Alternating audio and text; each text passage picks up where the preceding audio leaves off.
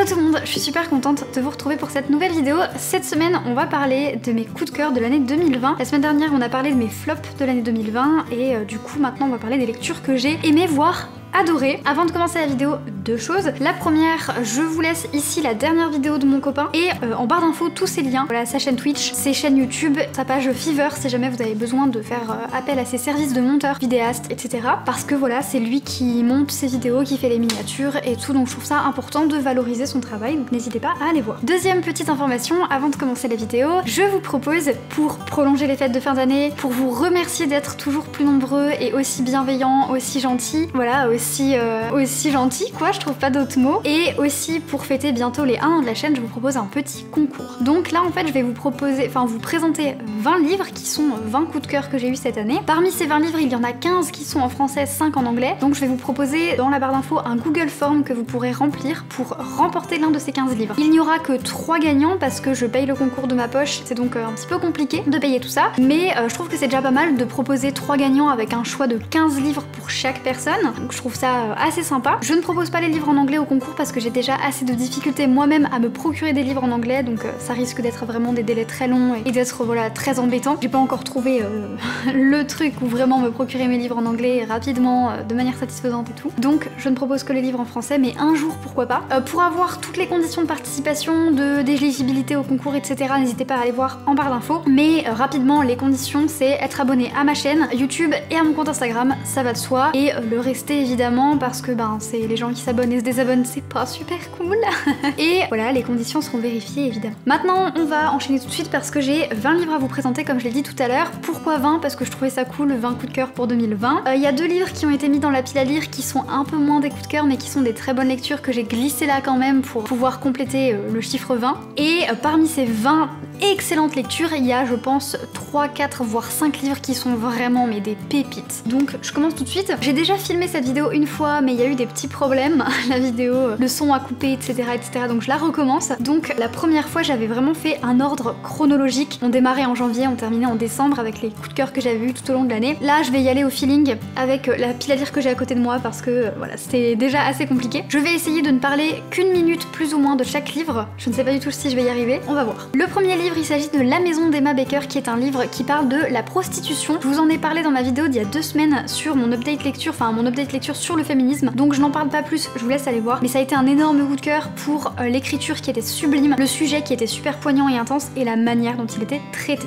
Ensuite, Les Impatientes de Jaili Amadou Amal, pareil, j'en ai parlé dans ce même update lecture que je vous ai mis au-dessus, donc n'hésitez pas à aller le voir. C'est une lecture coup de poing, grosse claque dans la gueule, je sais pas comment dire autrement, mais vraiment une lecture incroyable sur la condition des femmes au Cameroun. Mariage forcé, viol, violence, c'est super intéressant à lire en termes de combat, d'engagement, de la situation des femmes partout dans le monde, mais en même temps c'est super dur à lire. On enchaîne avec Falling Again de Morgane Moncomble, qui est un livre, voilà, une romance, new romance même je pense. J'en lis très peu des new romances, je lis même très peu de romances en fait. J'aime bien la romance, mais en général dans les livres c'est un petit peu surfait, c'est trop plongé en longueur comme ça, ça veut rien dire, c'est trop sur la longueur et tout, donc c'est pas forcément ce que je préfère. Mais pour le coup celui-là il m'a beaucoup plu, je l'ai lu un petit peu parce que je le voyais passer partout, je me suis fait influencer, mais je regrette pas du tout de l'avoir lu parce que je trouve que la romance elle était pas trop niaise, elle était pas non plus trop sexiste. Ce que je veux dire par là, c'est bon, évidemment il y a toujours des clichés de genre je trouve. Pour l'instant j'ai pas encore trouvé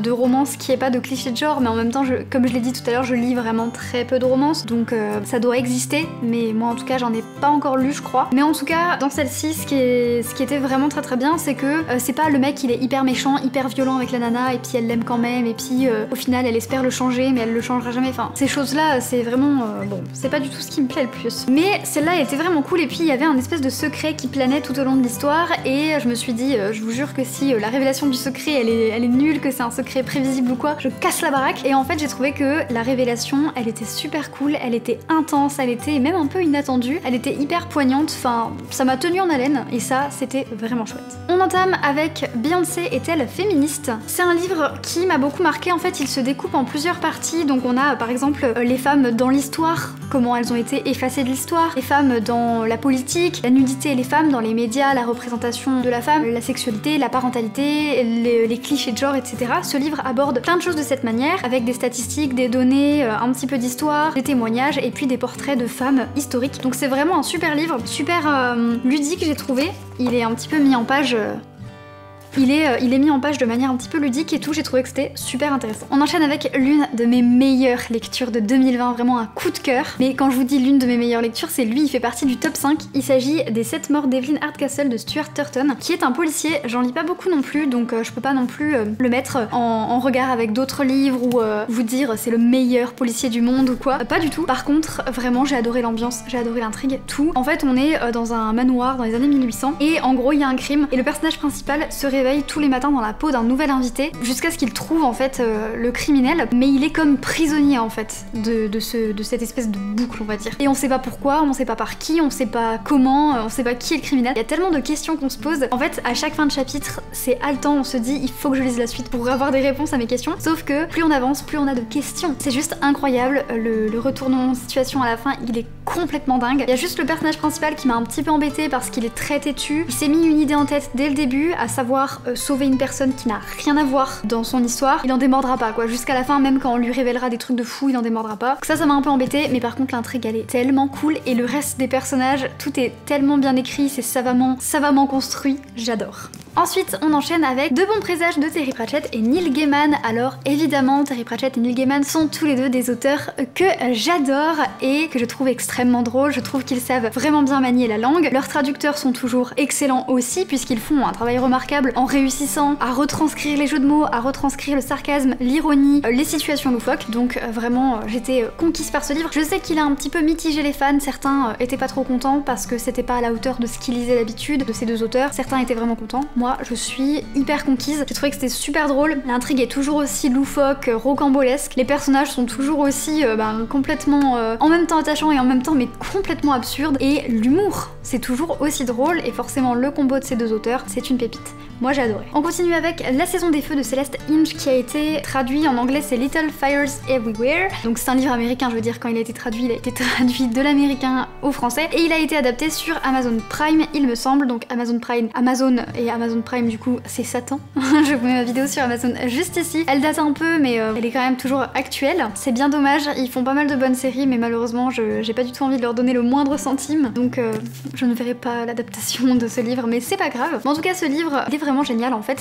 J'ai pas le temps de vous résumer chacun des livres si je dois y passer qu'une seule minute. Mais grosso modo ça se passe dans une banlieue américaine avec tout ce que ça peut comporter de petits secrets entre voisins et entre familles. Et je trouve que Celeste Inge elle est vraiment douée pour s'infiltrer dans la psychologie des gens et pour voilà nous mettre en fait face à nous des personnages qui sont hyper intrigants, attachants mais en même temps très intrigants avec une grande complexité. Ces personnages ils sont comme des millefeuilles, il y a plein de couches et plus on avance dans l'histoire plus on découvre des aspects de leur personnalité et c'est incroyable. Donc voilà, il y a cette psychologie dans les personnages mais aussi dans les relations entre les personnages qui est super bien menée, super bien écrite. Et il y a aussi une espèce d'intrigue secondaire sur une mère qui va abandonner son enfant parce qu'elle a pas les moyens de s'en occuper, elle est très précarisée. En plus elle est asiatique donc il y a beaucoup de racisme, donc elle a du mal à trouver un emploi, elle a du mal à se faire bien voir, etc. C'est très compliqué pour elle, donc elle abandonne son enfant. Une famille blanche américaine assez aisée recueille l'enfant et ça crée une polémique médiatisée avec qui a le droit à la garde de l'enfant. La mère biologique donc qui est la vraie mère, qui est plus légitime à l'avoir mais qui ne pourra pas lui offrir tout ce que l'autre famille pourra lui offrir, ou la mère biologique qui n'est pas la vraie mère, je mets des grosses guillemets, mais qui du coup pourra lui offrir une éducation, pourra lui offrir voilà l'école, l'université, tout ce qui coûte très cher, mais qui pourrait être intéressant pour elle comme une bonne université, etc. Et ça lance tout un débat sur ça, sur ce que c'est que la parentalité. Est-ce que la parentalité c'est juste mettre au monde un enfant ou c'est s'en occuper? Parce que voilà, on peut être le parent d'un enfant qu'on a adopté, même si biologiquement on n'est pas son parent. Et ça pose plein de questions sur le racisme, et aussi plein de questions sur l'adolescence, voilà, la parentalité, les rêves, tout ça. J'ai trouvé que c'était un livre super intéressant.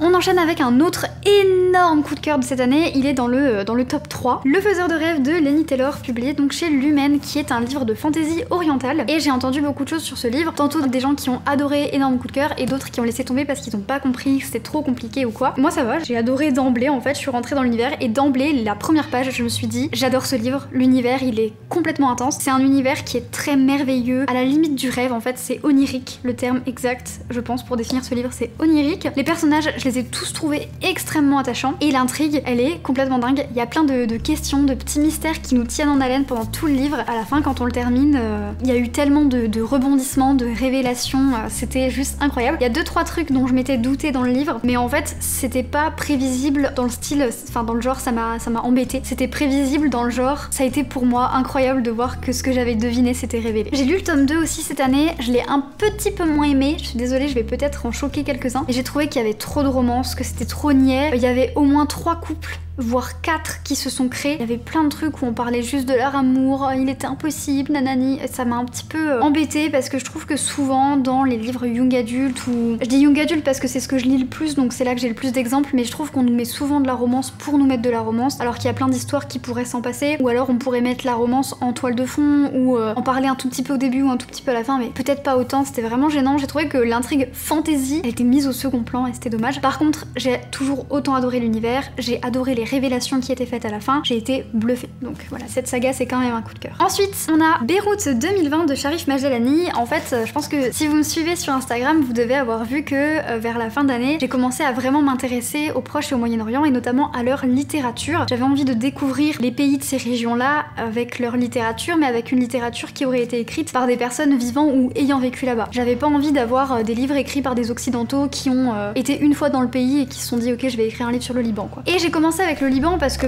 j'ai lu un article sur la littérature libanaise qui m'a lancé dans tout cet engouement pour le Proche et le Moyen-Orient, surtout le Proche-Orient pour le coup. J'ai lu un livre aussi sur l'Iran, mais j'ai été un peu déçue. Je vous laisse ma vidéo sur les flops de l'année 2020 puisque il en fait partie malheureusement, mais je vais pas me laisser abattre, je vais en lire d'autres. Et j'ai lu 1 ou 2 livres sur le Liban, je crois. J'en ai d'autres dans ma pile à lire pour 2021, donc je suis très contente. Et j'ai notamment lu ce livre-ci. Donc Sharif Majdelani, il a déjà écrit plusieurs ouvrages, c'est un Libanais donc vivant au Liban et parlant français, il est francophone et donc il écrit aussi en français, c'est ça que je trouve aussi intéressant. Et il a décidé de rédiger un espèce de journal, comme un journal de bord, pour parler du Liban parce qu'en ce moment le Liban depuis quelques mois maintenant vit une crise sans précédent, donc ça fait quelques années que la situation elle est vraiment pas top. Je me demande même si ça a été depuis la guerre civile. Ces derniers temps il y a une espèce de grosse crise politique parce que tout le gouvernement est corrompu et du coup il y a une grosse crise politique et sociale et financière pour le coup. Il y a beaucoup de problèmes avec l'argent qui est dévalorisé, la livre libanaise elle est dévalorisée, etc. Enfin bref, il y a vraiment beaucoup de problèmes que j'arriverai pas à vous résumer, mais il y a plein de reportages super intéressants. Donc le pays vit une crise vraiment sans précédent avec beaucoup de migration.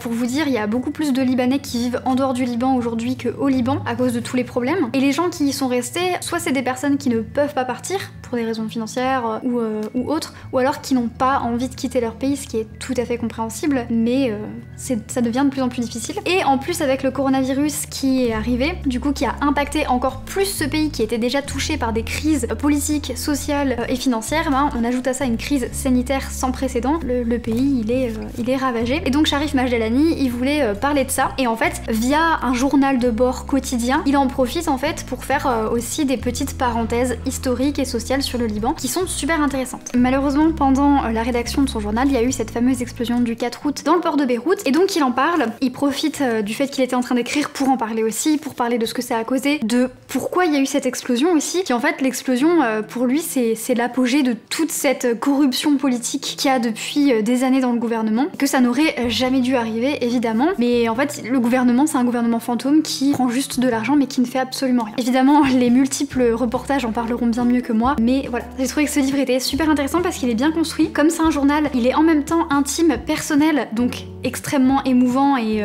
touchant, mais d'un autre côté il est aussi très bien écrit et très documenté, voilà, historiquement, socialement. On n'est pas paumé, on comprend assez rapidement ce qui se passe, où se situe le Liban, qu'est-ce qui se passe, et c'est pas compliqué d'aller faire 2-3 recherches à côté si besoin. Vraiment un livre poignant sur le Liban que je suis très contente d'avoir lu. Ensuite, One Day in December de Josie Silver qui a été traduit en français par Un jour en décembre, tout simplement, je crois que c'est chez Charleston. C'est pas un énorme coup de cœur de cette année, mais c'est une excellente lecture, c'est mon avant-dernière lecture de 2020 et je suis très contente de l'avoir fait. D'ailleurs je suis très contente de manière générale de l'avoir lu en décembre parce que c'est vraiment le livre parfait à lire en décembre je trouve, et pas simplement parce que le mot décembre est littéralement dans le titre, mais pour l'ambiance. C'est une j'arrive pas à parler. C'est une rom-com, donc voilà, on va suivre deux meilleurs amis qui vont voilà, avoir des histoires d'amour notamment, c'est un petit peu le plot le plus important de l'histoire, mais aussi on va suivre leur carrière, on va suivre leur vie familiale, leurs déboires amoureux, etc., etc.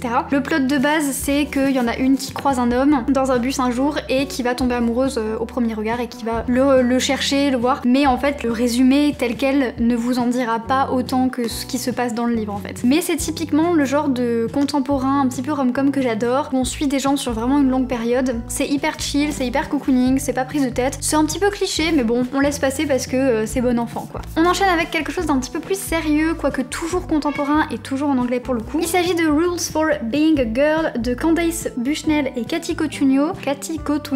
C'est un livre qui va parler d'une jeune fille qui est au lycée, dans un lycée un petit peu élitiste. C'est voilà, elle est très bonne à l'école, elle travaille dans le journal de l'école, elle a un petit copain parfait, elle veut aller à Brown, voilà, sa vie est parfaite et toute tracée. Et il y a un prof que tout le monde adore et qu'elle aussi adore, qui est très charismatique, mais un jour il va lui faire des avances et ça va être un petit peu pour elle la fin de quelque chose. Elle va décider d'en parler autour d'elle, les gens ne vont pas la croire, les gens vont même la faire culpabiliser, l'insulter, elle va vivre vraiment un enfer et elle va décider de dire merde en fait et de dire je vais pas me laisser faire. Donc elle va avoir une succession de prises de conscience sur le sexisme, sur le monde dans lequel elle vit, et elle va décider de faire des petits gestes au quotidien pour pouvoir vaincre ce sexisme au travers de clubs de lecture, du journal dans lequel elle travaille, etc. C'est un livre qui paye pas de mine, c'est un livre un petit peu contemporain, un petit peu prévisible, un petit peu voilà, vraiment bon enfant. Mais ce qui vraiment a fait que j'ai voulu en parler aujourd'hui et que pour moi c'est un de mes coups de cœur 2020, voilà, que c'est une lecture qui m'a marqué, c'est que c'est le livre qui m'a ouvert au féminisme. Ça peut être rien, mais pour moi c'est super important parce que avant de lire ce livre, il y a plein de choses que je considérais normales et qui en fait ne l'étaient pas. Il y a plein de choses, je me disais bah c'est des situations qui sont pas sexistes, et en fait si. Il y a plein de choses voilà que j'avais en tête parce que on me les avait fait penser, parce que c'est des opinions qu'on m'avait inculquées, l'éducation, la société, les gens que je fréquentais, que je trouvais ça normal. Pareil, j'avais des réactions qui parfois pouvaient être un petit peu ce qu'on appelle du slut shaming, donc c'est-à-dire juger d'autres femmes, voilà, que des femmes se jugent entre elles. Je suis pas du genre à être superficielle et à insulter des femmes pour leur physique ou quoi avec mes copines ou quoi, vraiment ça c'est quelque chose que je déteste, et que ayant le passé que j'ai avec ce qui s'est passé pour moi au collège et au lycée, c'est vraiment des attitudes que très tôt j'ai réfrénées, mais ben il m'arrivait encore parfois de me dire cette jupe est très courte, ce haut est un peu décolleté, etc. et d'avoir ce genre de pensée, de me dire, même pour moi-même en fait, de me dire si je m'habille comme ça je vais passer pour une péripatéticienne, alors que non. Et ce livre en fait m'a libérée, c'est comme si j'étais sortie d'un long cauchemar après ce livre et je me disais waouh, je me suis enfin réveillée en fait, et je suis prête à affronter tout. Et une fois que j'ai eu terminé ce livre, j'ai lu beaucoup d'autres livres sur le féminisme et ça m'a fait prendre conscience de plein de choses, notamment un autre livre dont je vais vous parler juste après. Mais en gros, j'ai pris conscience du sexisme dans la vie de tous les jours, dans des situations que j'avais pu vivre, dans les séries, dans les films, dans les livres, enfin incroyable. On enchaîne donc avec le deuxième livre dont je parlais juste avant, qui m'a aussi ouvert les yeux sur le sexisme. C'est Rebellez-vous de Marie Laguerre et Lorraine Descartes, dont j'ai déjà parlé dans un update lecture mais je me souviens plus lequel, donc je sais pas si je serais capable de vous le mettre dans le petit i. C'est de la non-fiction. En fait, dans une première partie, Marie Laguerre va nous parler de son expérience, de son témoignage, et la deuxième partie donc c'est un genre de manuel du féminisme, comment gérer certains cas d'agression, que ce soit sur le web, dans la vie, comment gérer ça en tant que victime ou en tant que témoin, etc. Donc c'est super intéressant. Et en fait, je pense que Marie Laguerre, vous la connaissez parce que moi-même avant de lire le livre, en fait, je me suis dit ah mais c'est elle, en fait il y a une vidéo qui a tourné sur elle, la vidéo de son agression justement. En fait elle se promenait à Paris,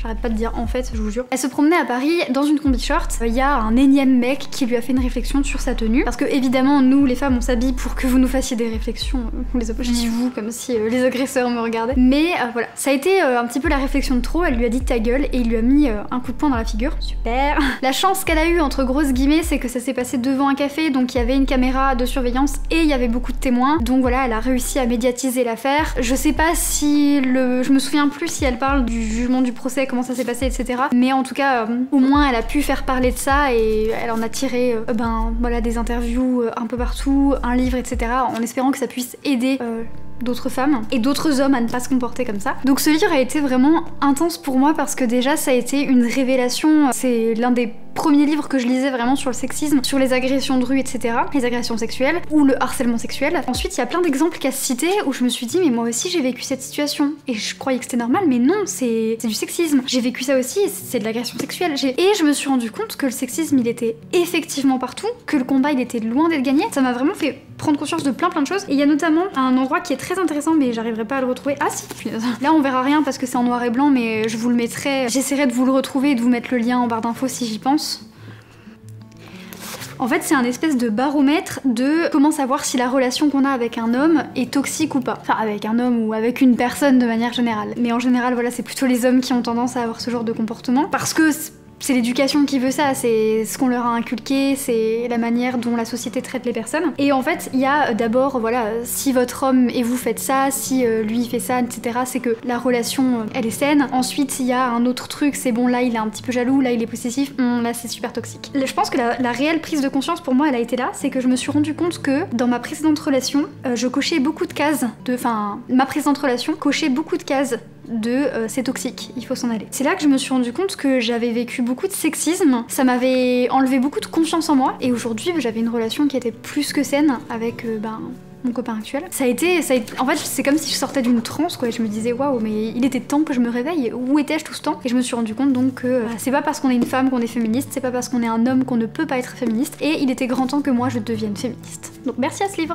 On va tâcher d'accélérer parce qu'il me reste encore pas mal de livres et j'ai encore mis 1000 ans. Les livres de la Terre fracturée de N.K. Jemisin, qui a été un de mes premiers coups de cœur de l'année je crois, et qui est donc un livre de fantasy que mon copain m'avait offert à Noël. J'avais un petit peu peur parce que la fantasy j'en lisais pas trop, je lisais Terry Pratchett, Neil Gaiman et puis beaucoup de fantasy young adulte, mais à part ça assez peu de choses, donc j'avais un petit peu peur en rentrant dedans. En fait ça a été vraiment trop bien, déjà dès les premières lignes c'est super bien écrit. Alors bon effectivement c'est une traduction mais c'est une très bonne traduction. L'univers il est complètement dingue, il est ouf, et ce que j'ai aimé c'est qu'il est pas non plus trop compliqué. Moi qui lis peu de fantasy j'ai eu vraiment aucune difficulté à rentrer dedans. Il est très très intense et il est très complet, on suit de longues années et je trouve que ça le rend encore plus complexe, encore plus intense, et les personnages qu'on suit sont vraiment géniaux. Il y a beaucoup de rebondissements aussi et j'ai hâte de lire le tome 2 et 3 que j'ai dans ma pile à lire. Et ce livre en fait il m'a marqué parce que aussi il m'a donné envie de redonner une chance à la fantasy, de me dire bon bah qu'est-ce que tu attends en fait pour lire plus de fantasy. Et d'ailleurs c'est une de mes résolutions livresques de 2021, résolution dont j'ai parlé dans la vidéo de la semaine dernière où je parle aussi de mes flops de lecture. On enchaîne avec Cap When You Land. Donc c'est un livre en anglais et en vers. C'est un livre d'Elizabeth Acevedo que j'ai découvert avec With the Fire on Eye, que j'ai lu aussi cette année et que j'ai aussi adoré. Mais je voulais en particulier parler de celui-ci parce que j'ai trouvé qu'il était superbement bien écrit, et même si c'est en anglais je trouve qu'on arrive assez facilement à comprendre le texte et à comprendre la poésie du texte, parce que parfois pour comprendre et apprécier de la poésie il faut pas forcément parler la langue, il faut juste voilà voir comment les mots sont mis ensemble, comment le texte s'agence, etc., les sonorités ou quoi. Et j'ai trouvé que le texte là était d'une grande poésie, qu'on comprenne ou qu'on comprenne pas ce qui était raconté, mais voilà, en plus c'est l'histoire d'un deuil, c'est l'histoire de deux sœurs qui apprennent à se connaître, qui se découvrent en fait. C'était un secret, elles savaient pas qu'elles étaient sœurs, elles se rencontrent et elles apprennent ce que c'est que la fraternité, que la sororité, et j'ai trouvé que c'était tout simplement poignant. C'est aussi super intéressant parce que on apprend beaucoup de choses de la culture de la République dominicaine, la culture aussi espagnole notamment, et ça c'est quelque chose de récurrent chez Elizabeth Acevedo et que je trouve vraiment passionnant dans ses livres. C'est ce pan entier de culture qu'on apprend à chaque fois. Donc là pour le coup c'est beaucoup sur ce qui est culture mortuaire et funéraire, mais dans son précédent livre c'était aussi sur ce qui était culture culinaire par exemple, ou vraiment dans le cercle de la famille. Donc c'est toujours des livres qui sont très intéressants et qui sont très bien menés en termes de relations humaines, en termes de complexité. On y parle aussi de relations amoureuses hétérosexuelles mais aussi homosexuelles, de recherche de soi, de recherche un petit peu d'identité, de son avenir, de qui on veut être, et il y a aussi je crois un petit peu de sexisme. C'était intéressant parce qu'elle couvre vraiment à chaque fois toujours beaucoup de problématiques et beaucoup un petit peu de sujets qui parfois peuvent être un peu tabous. Pour les prochains livres, ça va être 2 livres en un puisqu'il s'agit de la duologie La Ville sans vent de Éléonore de Villepoix et Léonore de Villepoix, je me trompe à chaque fois. Et donc c'est de la fantasy plutôt jeunesse, et c'est une autrice qui est française, oui française. Donc c'était intéressant de découvrir le texte sans le prisme de la traduction, ça c'était vraiment chouette. Et puis j'aime bien toujours quand il y a des livres français qui sont vraiment bons, je suis un petit peu fière de ma littérature.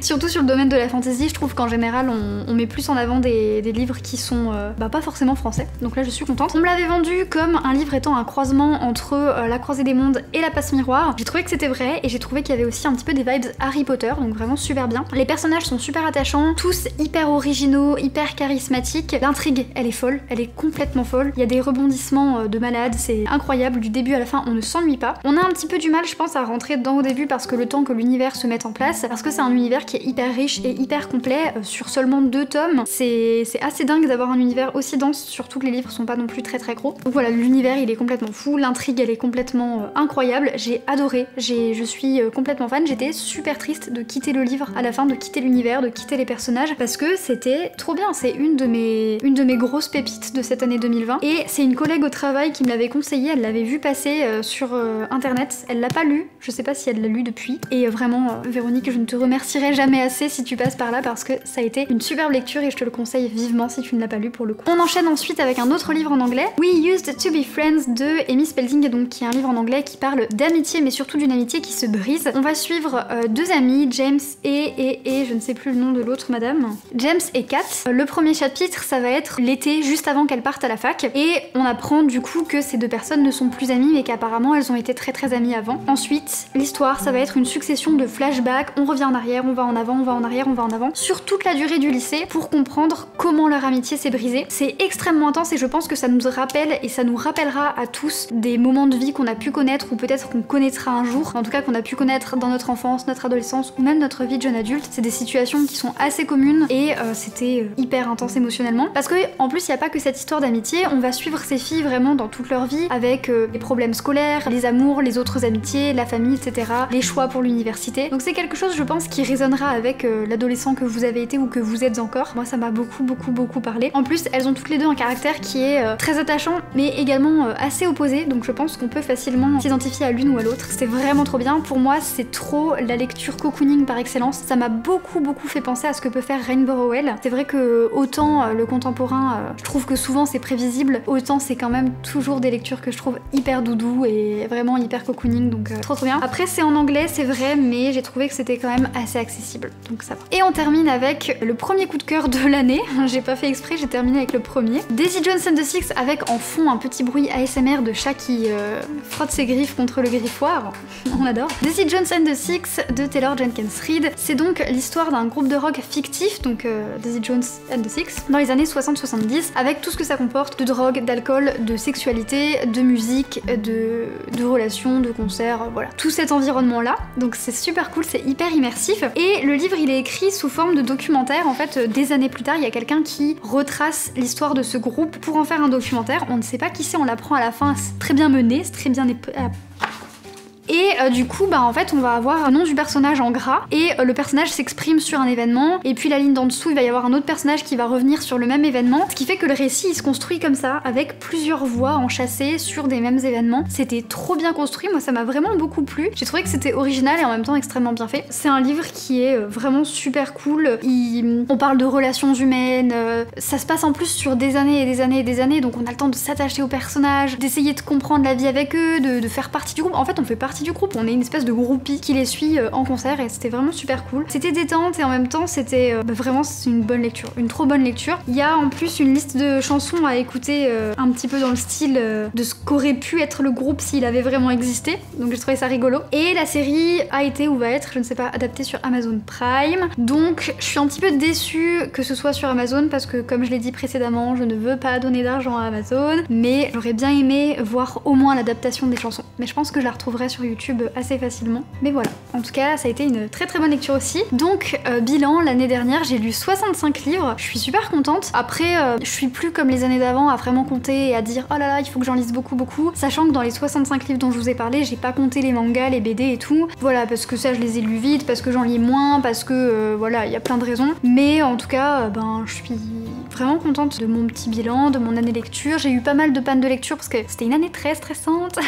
Mais en tout cas, je suis contente de toutes ces belles lectures. Il y a eu beaucoup de lectures qui m'ont ouvert les yeux sur des sujets très importants et beaucoup de lectures que j'ai appréhendées avec ce nouveau regard un petit peu engagé et un petit peu plus politique peut-être. Donc c'était super intéressant. N'hésitez pas vous à me dire si vous avez lu l'un de ces livres ou si voilà vous comptez le lire, si peut-être vous n'avez pas aimé l'un de ces livres, ou à me parler aussi de vos coups de cœur à vous. Ça me ferait super plaisir. N'hésitez pas à vous abonner, à liker la vidéo, à commenter et à partager évidemment comme d'habitude, et à me suivre sur Instagram si ce n'est pas déjà fait, et à participer au concours évidemment, et à faire tourner le concours. Donc je vous rappelle, voilà, être abonné à ma chaîne YouTube et être abonné à mon compte Instagram, et puis n'hésitez pas à partager le concours pour peut-être avoir plus de chance. Je mets toutes les modalités évidemment en barre d'informations. Je vous fais de gros bisous et je vous dis à la semaine prochaine.